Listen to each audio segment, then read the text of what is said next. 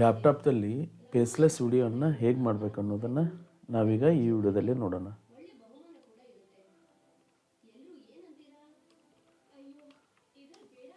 How to make a faceless video ಇನ್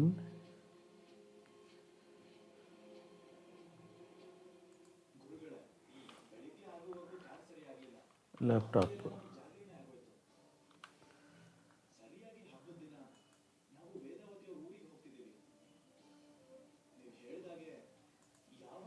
ಅವಕ್ಕೆ ಏನೇನು ಬೇಕು ಅಂತಂದರೆ, ಫಸ್ಟ್ ಒನ್ನು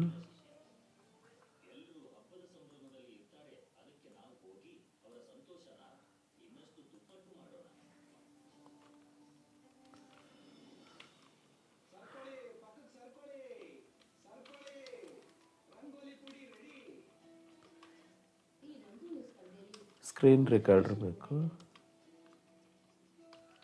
ರೆಕಾರ್ಡ್ರ್, ಆಮೇಲೆ ಎರಡನೇದ್ದು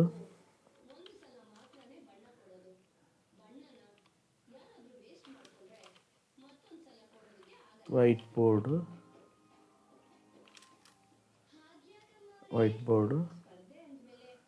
ಆಮೇಲೆ ಮೂರನೇದ್ದು ಬರೀಲಿಕ್ಕೆ ಪೆನ್ ಟ್ಯಾಬ್.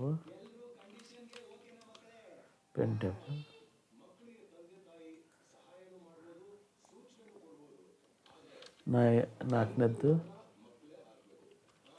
ಮೈಕ್ರೋಫೋನು.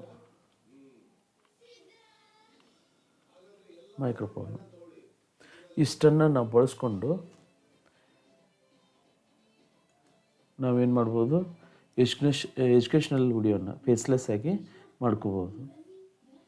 ಈಗ ಸ್ಕ್ರೀನ್ ರೆಕಾರ್ಡನ್ನು ಯಾವ್ದು ಬಳಸ್ಬೇಕು ಅಂತಂದರೆ,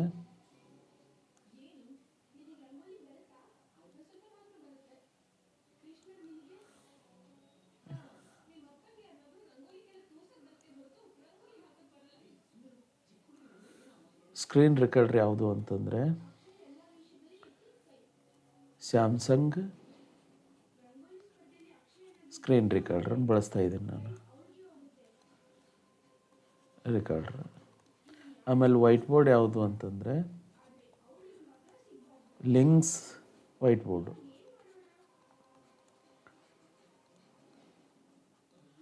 ಆಮೇಲೆ ಪೆನ್ ಟ್ಯಾಬ್ ಯಾವುದು ಅಂತಂದರೆ ಡೆಕೋ ಮಿನಿ 7 ಪೆನ್ ಟ್ಯಾಬು. ಆಮೇಲೆ ಮೈಕ್ರೋಫೋನ್ ಯಾವುದು ಅಂತಂದರೆ ಬೋಯಾ BY-M1 ಮೈಕ್. ಇಷ್ಟನ್ನು ಬಳಸ್ಕೊಂಡು ನಾವೇನು ಮಾಡ್ಬೋದು, ಫೇಸ್ಲೆಸ್ ಆಗಿ ಎಜುಕೇಷ್ನಲ್ ವಿಡಿಯೋನ ತಯಾರು ಮಾಡ್ಕೋಬೋದು. ಇದನ್ನು ಸ್ಕ್ರೀನ್ ರೆಕಾರ್ಡ್ರನ್ನು ನಾವು ಮೈಕ್ರೋಸಾಫ್ಟ್ ಸ್ಟೋರ್ನಲ್ಲಿ ಮತ್ತು ಲಿಂಕ್ಸ್ ವೈಟ್ ಬೋರ್ಡನ್ನು ಮೈಕ್ರೋಸಾಫ್ಟ್ ಸ್ಟೋರ್ನಲ್ಲಿ ಡೌನ್ಲೋಡ್ ಮಾಡಿಕೊಂಡು ಇನ್ಸ್ಟಾಲ್ ಮಾಡ್ಕೋಬೋದು. ಈಗ ನಾನು ಆಲ್ರೆಡಿ ಸ್ಯಾಮ್ಸಂಗ್ ಸ್ಕ್ರೀನ್ ರೆಕಾರ್ಡರನ್ನು ಡೌನ್ಲೋಡ್ ಮಾಡ್ಕೊಂಡು ಇನ್ಸ್ಟಾಲ್ ಮಾಡ್ಕೊಂಡಿದ್ದೀನಿ. ಆಮೇಲೆ ಲಿಂಕ್ಸ್ ವೈಟ್ ಬೋರ್ಡನ್ನು ಇನ್ಸ್ಟಾಲ್ ಮಾಡಿದ್ದೀನಿ. ನಾನೇನು ಮಾಡ್ತೀನಿ, ಇದನ್ನು ಈಗ ಇವೆರಡನ್ನು ಓಪನ್ ಮಾಡ್ಕೊಳ್ತೀನಿ ರೀ. ಸ್ಯಾಮ್ಸಂಗ್ ಸ್ಕ್ರೀನ್ ರೆಕಾರ್ಡರನ್ನ ಆಲ್ರೆಡಿ ಸ್ಕ್ರೀನ್ ರೆಕಾರ್ಡಿಂಗಿಗೆ ಬಳಸ್ತಾ ಇದ್ದೀನಿ. ಆಮೇಲೆ ಈಗ ನಾನು ಲಿಂಕ್ಸ್ ವೈಟ್ ಬೋರ್ಡನ್ನು ಓಪನ್ ಮಾಡ್ಕೊಳ್ತೀನಿ ನೋಡಿರಿ.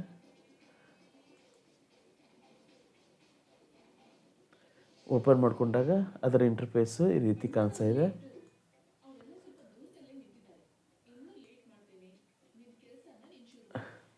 ಈಗ ಇದನ್ನು ನೀವು ಅಂತ ಸೆಲೆಕ್ಟ್ ಮಾಡ್ಕೊಂಡಾಗ ಡಿಫಾಲ್ಟಾಗಿ ವೈಟ್ ಕ್ಯಾನ್ವಾಸ್ ಇರುವಂಥ ವೈಟ್ ಬೋರ್ಡು ಓಪನ್ ಆಯಿತು, ಲಿಂಕ್ಸ್ ವೈಟ್ ಬೋರ್ಡು. ಈಗ ಪೇಜ್ 1 ಇದೆ. ಈಗ ಅದರ ಬಾಜು ಇದೊಂದು ಓಪನ್ ದಿ ಪೇಜ್ ಮೆನು ಅಂತಿದೆ ನೋಡ್ರಿ, ಅದನ್ನು ಕ್ಲಿಕ್ ಮಾಡಿದಾಗ ಇಷ್ಟು ಆಪ್ಷನ್ ಬರ್ತೈತಿ. ನಾವೇನು ಮಾಡೋಣ, ಈಗ ನ್ಯೂ ಪೇಜ್ ಅಂತಿದೆ ನೋಡ್ರಿ, ಸೆಲೆಕ್ಟ್ ಮಾಡ್ಕೊಳ್ರಿ. 2 ಬಂದು, 3 ಬಂತು, 4 ಬಂತು, 5 ಪೇಜನ್ನು ನಾನು ಮಾಡಿಕೊಂಡು ಮತ್ತು ಇದನ್ನೇ ಪೇಜ್ ಮೆನುವನ್ನು ಓಪನ್ ಮಾಡಿಕೊಂಡು ಎಡಿಟ್ ಬ್ಯಾಕ್ಗ್ರೌಂಡ್ ಅಂತಿದೆಯಾ ನೋಡಿರಿ, ಅದನ್ನು ಕ್ಲಿಕ್ ಮಾಡಿ ಇದು ಕಲರ್ ಪ್ಯಾಲೆಟ್ ಇದೆಯಲ್ಲ ಬ್ಲ್ಯಾಕ್ ತೊಗೊಳ್ರಿ. ಆಮೇಲೆ ಮತ್ತೆ ಫಸ್ಟ್ ಪೇಜಿಗೆ ಹೋಗಿ ಮತ್ತು ಪೇಜ್ ಮೆನುವನ್ನು ಓಪನ್ ಮಾಡಿಕೊಂಡು ಎಡಿಟ್ ಬ್ಯಾಕ್ಗ್ರೌಂಡನ್ನು ಮತ್ತೊಮ್ಮೆ ಓಪನ್ ಮಾಡಿಕೊಂಡು ಇಲ್ಲಿ 3 ಡಾಟ್ ಇದೆಯಲ್ಲ ಅದನ್ನು ಕ್ಲಿಕ್ ಮಾಡಿ ಅಪ್ಲೈ ಟು ಆಲ್ ಪೇಜಸ್ ಅಂತ ಮಾಡಿರಿ. ಇಲ್ಲಿ ಬ್ಲ್ಯಾಕ್ ಸೆಲೆಕ್ಟ್ ಮಾಡಿ ಅಪ್ಲೈ ಟು ಆಲ್ ಪೇಜಸ್ ಅಂತ ಮಾಡಿಕೊಡ್ರಿ. ಈಗ ನೋಡಿರಿ ಮುಂದಿನ ಪೇಜಿಗೆ ಹೋಗ್ರಿ, ಬ್ಲ್ಯಾಕ್ 5 ಪೇಜು ಬ್ಲ್ಯಾಕ್ ಅದು ಆಯಿತಾ. ಇಷ್ಟು ಮಾಡ್ಕೊಂಡಾದ್ಮೇಲೆ ಇದನ್ನು ಎಕ್ಸಿಟ್ ಬ್ಯಾಕ್ಗ್ರೌಂಡ್ ಮಾಡ್ಕೊಂಡು ಈಗ ಬರೆಯಲು ಸಿದ್ಧ ಆಯಿತು. ಈಗ ಡೆಕೊಮಿನಿ 7 ಪೆನ್ ಟ್ಯಾಬ್ದಿಂದ ನಾನು ಪೆನ್ ಆಪ್ಷನಿಗೆ ಬರ್ತೇನೆ ನೋಡಿರಿ. ಇಲ್ಲಿ ಬಂದು ಡಿಫಾಲ್ಟಾಗಿ ಪೆನ್ ಆಪ್ಷನ್ ಓಪನ್ ಆಯಿತು. ಅದನ್ನು ಮತ್ತೊಮ್ಮೆ ಕ್ಲಿಕ್ ಮಾಡಿದಾಗ ಪೆನ್ ಸೆಲೆಕ್ಟ್ ಆಗಿದೆ. ಅದರ ಲೈನ್ ಥಿಕ್ನೆಸ್ಸನ್ನು ಚೂಸ್ ಮಾಡ್ಕೊಳ್ತೀನಿ. ಇದು ಡಿಫಾಲ್ಟಾಗಿ 2 ಪಾಯಿಂಟ್ ಇದೆ, ನಾನು 3 ಪಾಯಿಂಟ್ ತೊಗೊತೀನಿ. ಕಲರನ್ನು ನಾನು ಡಿಫಾಲ್ಟಾಗಿ ಬ್ಲ್ಯಾಕ್ ಇದೆ, ನಾನು ವೈಟ್ ತೊಗೋತೀನಿ. ಇದನ್ನು ಕ್ಲೋಸ್ ಮಾಡಿರಿ. ಸ್ನೇಹಿತರೆ, ನಾನೀಗ ಫೇಸ್ಲೆಸ್ ವಿಡಿಯೋ ಮಾಡಲಿಕ್ಕೆ ಬೇಕಾಗಿರುವಂತಹ ಸಾಫ್ಟ್ವೇರು ಮತ್ತು ಹಾರ್ಡ್ವೇರನ್ನು ಯಾವ್ಯಾವನ್ನ ಬಳಸ್ಕೊಂಡು ನಾನು ವಿಡಿಯೋ ಮಾಡ್ತಾಯಿದ್ದೀನಿ. ಸಾಫ್ಟ್ವೇರ್ ಯಾವುದು ಅಂದರೆ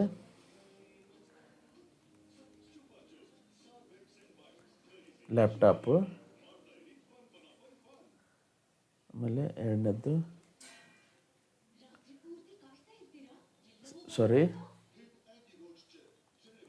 ಇವು ಸಾಫ್ಟ್ವೇರ್ ಯಾವ್ಯಾವು ಅಂತಂದರೆ Samsung screen ರೆಕಾರ್ಡ್ರ್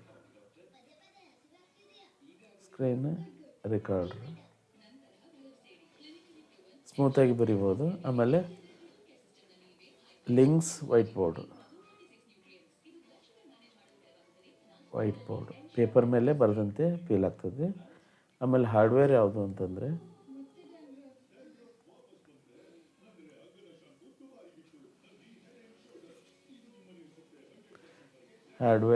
laptop,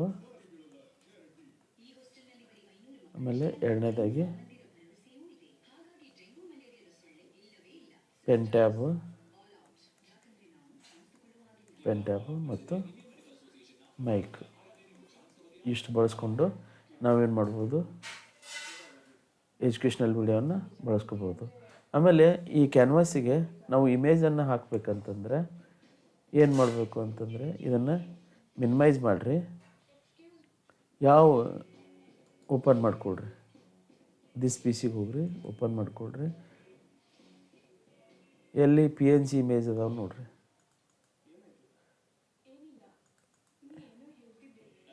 PNG image ಇಲ್ಲಿದೆ ನೋಡ್ರಿ. ಈ ಕಂಪ್ಯೂಟರ್ ಇಮೇಜನ್ನು ನಾನು ಕಾಪಿ ಮಾಡ್ಕೊತೀನಿ ರೀ. ಕಾಪಿ ಮಾಡಿಕೊಂಡು ಇದನ್ನು ಕ್ಲೋಸ್ ಮಾಡಿರಿ. ಆಮೇಲೆ ಲಿಂಕ್ಸನ್ನು ಓಪನ್ ಮಾಡಿಕೊಡ್ರಿ. ಇಲ್ಲಿ ಕ್ಲಿಕ್ ಮಾಡಿ ಕಂಟ್ರೋಲ್ V ಮಾಡಿದಟ್ಲೆ ಇಮೇಜ್ ಬಂತು. ಅಂದರೆ ಕ್ಯಾನ್ವಾಸಿಗೆ ಇಮೇಜನ್ನು ಹೇಗೆ ಹಾಕ್ಬೇಕು ಅನ್ನೋದು ಗೊತ್ತಾಯಿತು. ಈಗ ಇಲ್ಲಿ ಈ ಪಾರ್ಟ್ಸನ್ನು ಮಾರ್ಕ್ ಮಾಡೋದು ನೋಡ್ರಿ, ಪೆನ್ ಸೈಜಿಂದ.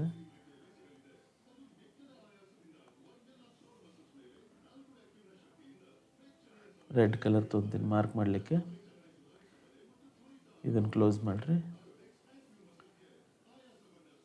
ಇವೆರಡು ಸೇರಿ ಒಂದು ಅಂತ ಕೊಡ್ತೀನಿ ನಾನು. ಆಮೇಲೆ ಇದು 2, ಇದು 3. ಕಂಪ್ಯೂಟರನ್ನು ಒಟ್ಟು ಮುಖ್ಯವಾಗಿ 3 ಭಾಗಗಳಾಗಿ ಮಾಡ್ತೀವಿ.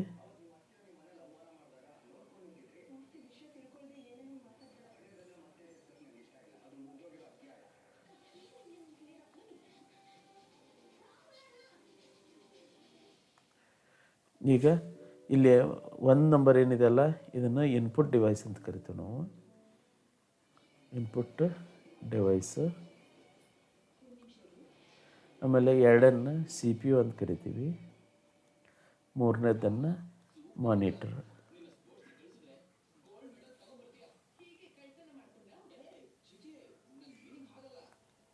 ಈಗ ಇನ್ಪುಟ್ ಡಿವೈಸ್ ಅಂದರೆ ಯಾವುದು?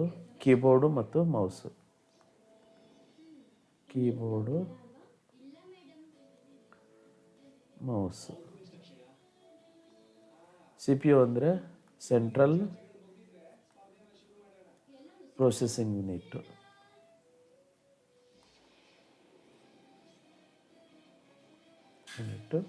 ಮಾನಿಟರ್ ಅಂದರೆ ಔಟ್ಪುಟ್ಟು. ಗೊತ್ತಲ್ಲ? ಹೀಗೆ ನಾವೇನು ಮಾಡ್ಕೋಬೋದು, Samsung screen recorder, links white board ಮತ್ತು ಆಡಿಯೋ ರೆಕಾರ್ಡ್ ಮಾಡಲಿಕ್ಕೆ ಮೈಕ್ರೋಫೋನನ್ನು ಬಳಸ್ಕೊಂಡು ನಾವು ಈಸಿಯಾಗಿ ಆಮೇಲೆ ಪ್ರೊಫೆಷ್ನಲ್ಲಾಗಿ ಎಜುಕೇಷ್ನಲ್ ವಿಡಿಯೋವನ್ನು ಮಾಡ್ಕೋಬೋದು. ಧನ್ಯವಾದಗಳು.